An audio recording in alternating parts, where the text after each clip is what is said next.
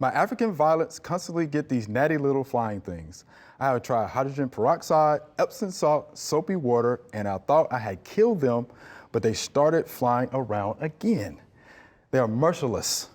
What would you suggest to get rid of the small flying bugs on my African violets? And this is Lucille on YouTube. So what do you think about that, Joellen? Those natty little flying things, right? And they are persistent, yes. I understand her dilemma.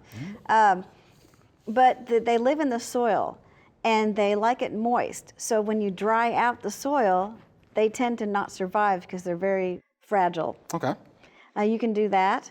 Also, since they're living in the soil, and if she's had such a chronic problem, she might consider transplanting into new soil her African violet. Okay. Other than that, and you can put yellow sticky traps up near it so that it gets the flying ones and they get stuck on the yellow sticky trap.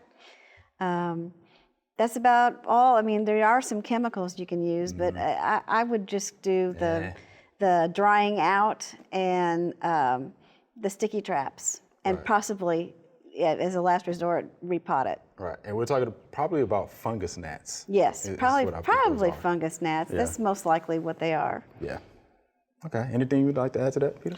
No, yeah, just make sure that your soil's dry. You know, feel down in it and don't water it until maybe the top inch is dry. And maybe you could even short it on water for a little while to dry it out. But probably what you're having is you're killing all the ones that are flying, and you have the eggs in the soil and they come back. Yeah, so the problem here is overwatering. Yeah. Right. That's going to be the issue, right? Okay. So thank you for that question, Lucille. We appreciate that. Yeah, just dry it on out. It'll be fine. It'll be good. Thanks for watching. If you liked it, subscribe. We have hundreds of family plot videos for you to view.